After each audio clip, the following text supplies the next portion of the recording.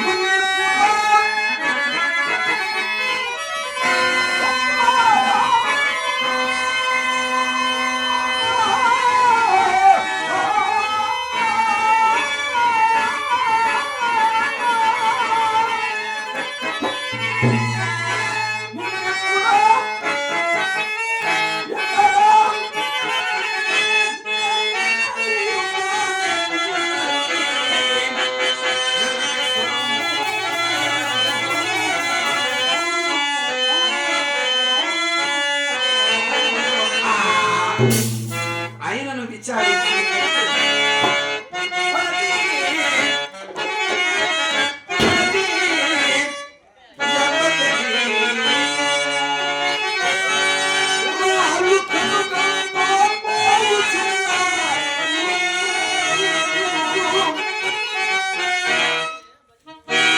వీడు అవునయ్యా, అవునా? అవునయ్యా.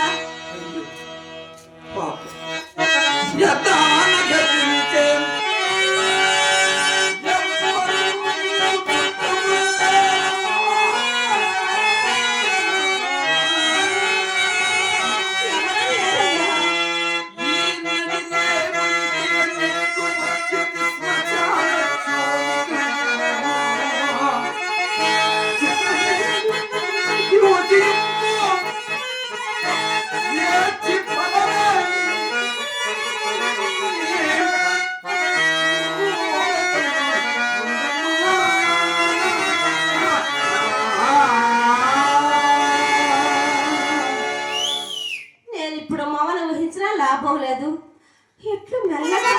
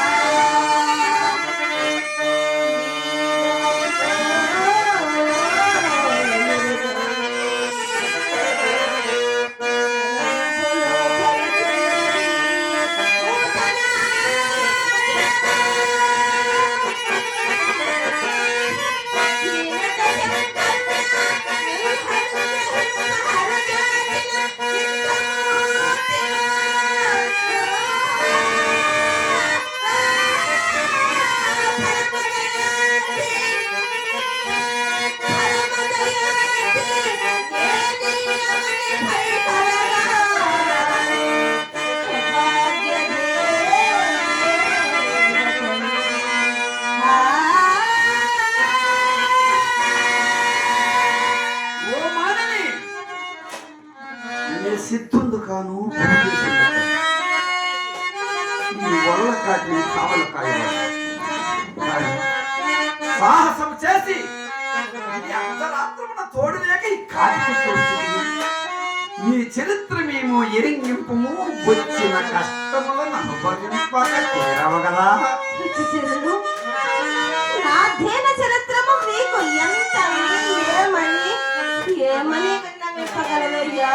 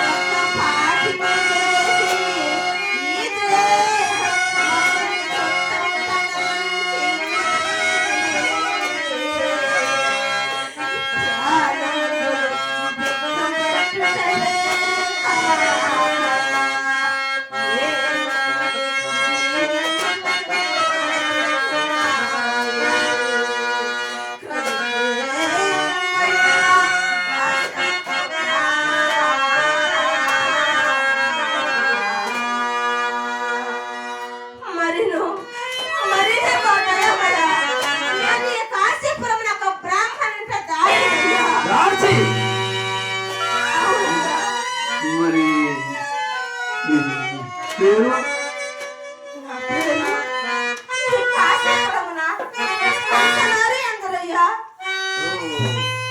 హంసనారియా? అవునయ్యా. ఈ చనిపోయిన వాడు నా దేహపుత్రుడయ్యా. నేటి సాయం సమయమున అడవికి పోయి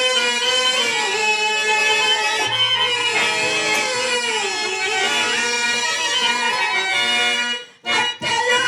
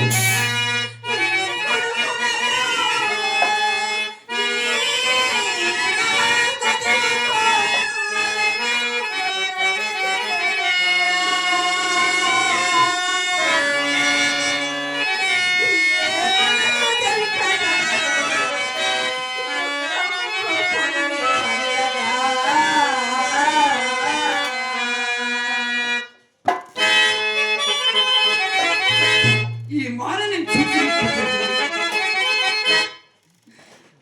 నా హృదయం అకారణం ఒక దుఃఖ సంకల్పం కాక విశేషించి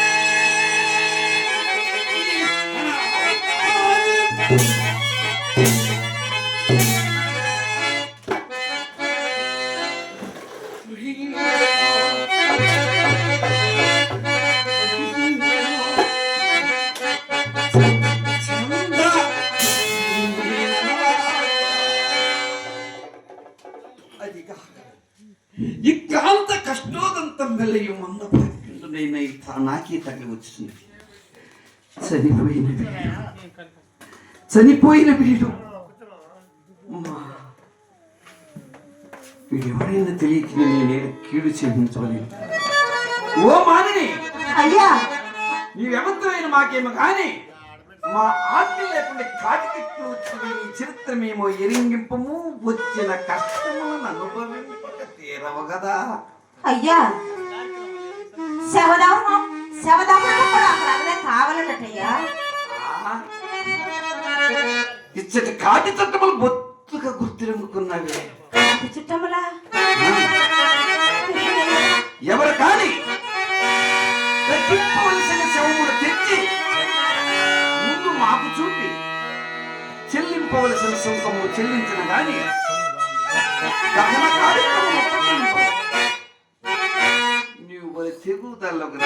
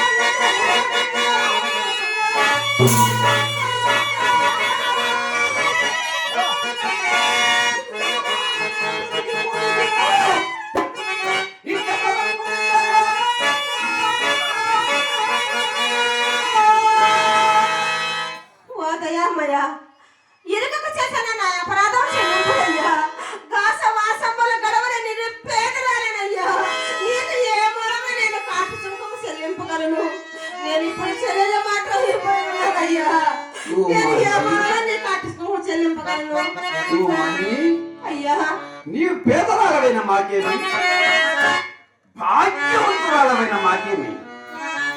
భాగ్యముందను మాకు రావలసిన కాటి సుంకము కంటే మేము ఎక్కువ అపేక్షించాము.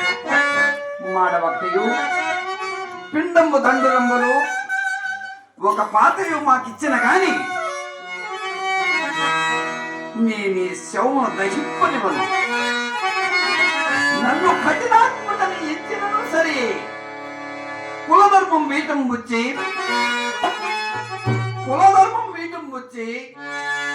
ఈ రీతిని కాటి కాపరితనం వచ్చి జీవించు ఈ చండాల కరుణ హరపద పూజ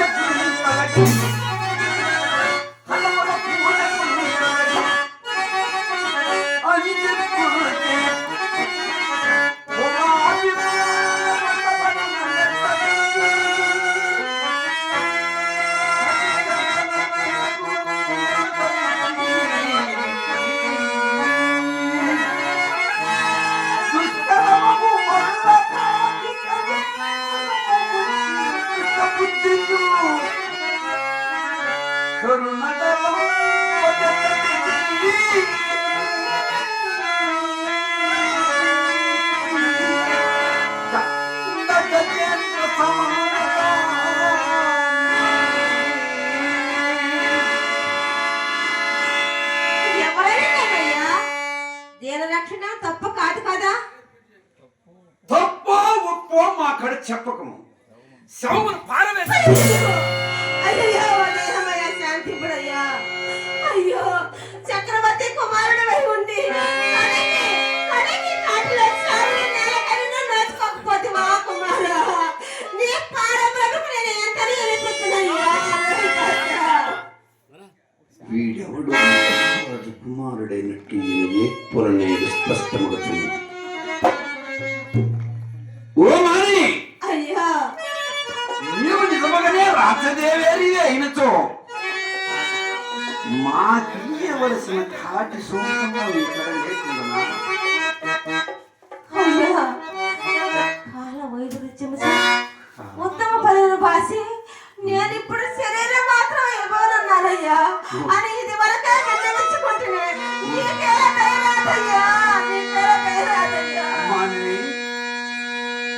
ఇప్పుడు నీ వద్ద విభవము శరీరము మాత్రమే కాదు. ఆలోచించుకున్నాము. ఏమన్నదయ్యా? ఏమీ లేదా? ఏమీ లేదయ్యా. బాగా ఆలోచించుకున్నాము. ఏమీ లేదయ్యా.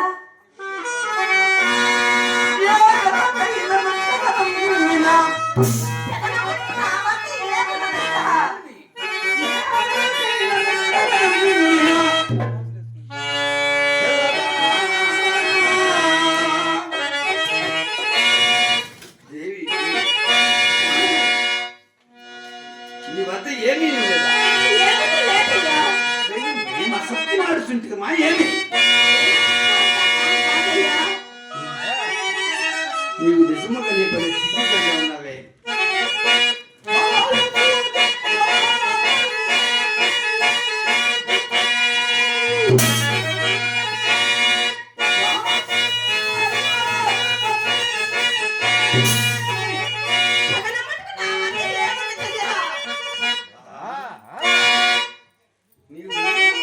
చెబుదన్నా నీ వద్ద ఏమీ లేదా?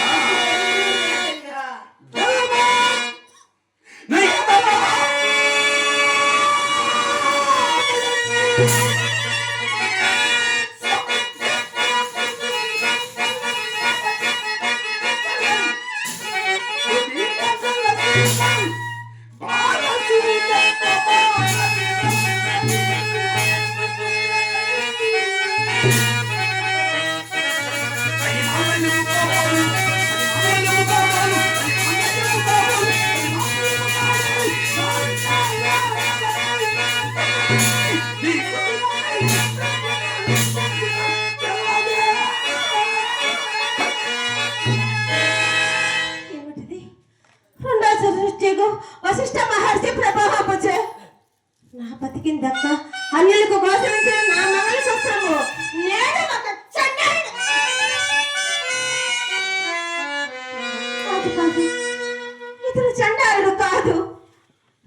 ಛತ್ರಪತಿ ಹರಿಶ್ಚಂದ್ರ ಚಕ್ರವರ್ತಿ.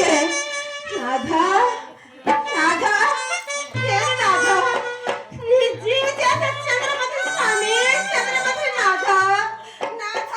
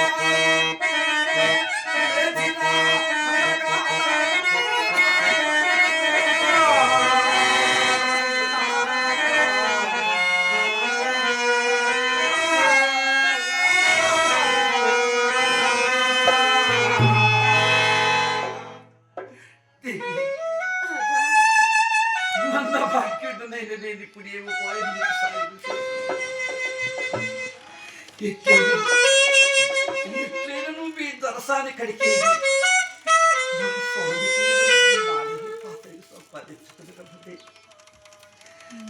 అంత మన కుమారుని కళేబరము నే చూసి రావలసిన పిండాసనం మానుకున్నట్టు వేరొక ఉపాయం లేదు. శీఘ్రములో పోయినము దేవి, శీఘ్రములో పోయినము.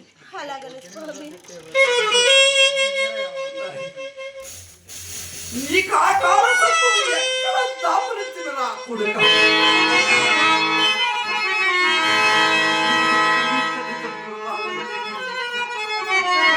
దిక్కులేని అనాథమై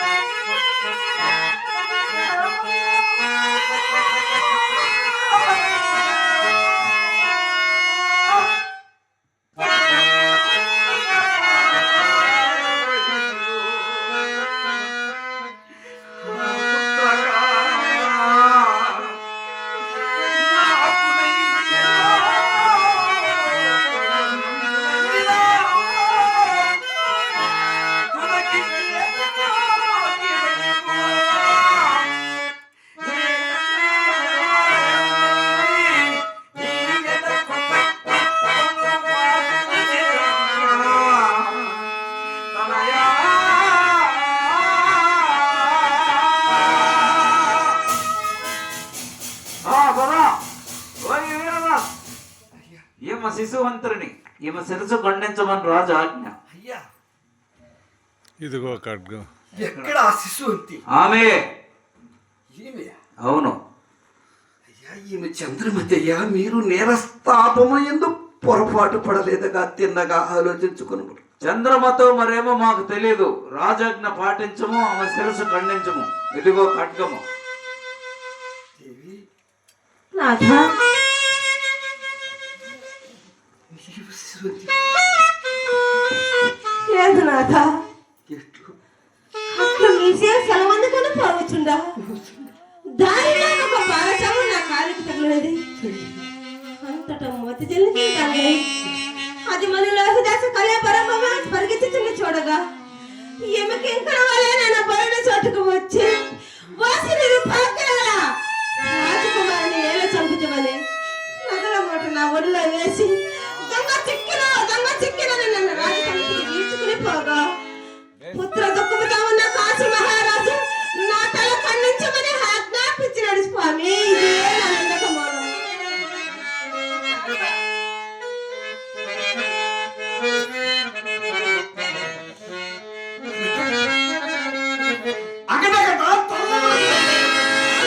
సంపాదించినది తన చిత్తము మెప్పింపులేనది.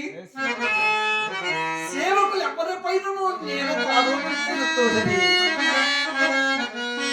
న్యాయాన్యాయములను కూడా విచారించుకున్నా.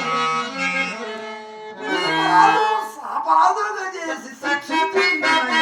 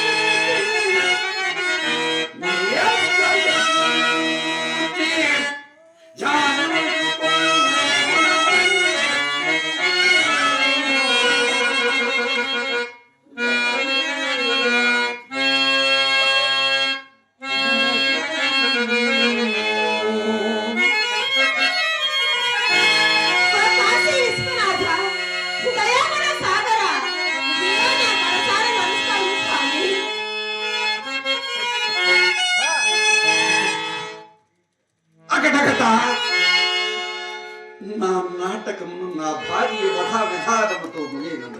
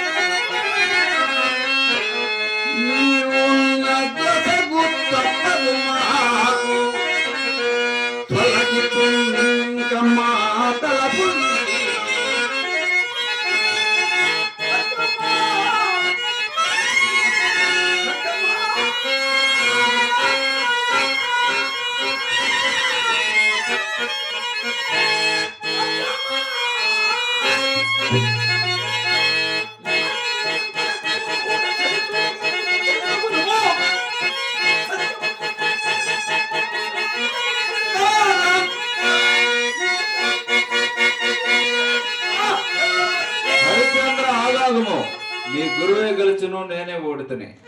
గురువేమో జయమేమో నాకు తెలియదు మహాత్మా. నేను మాత్రం నా పుణ్యమాను. విడచితే రాజ్యమైనా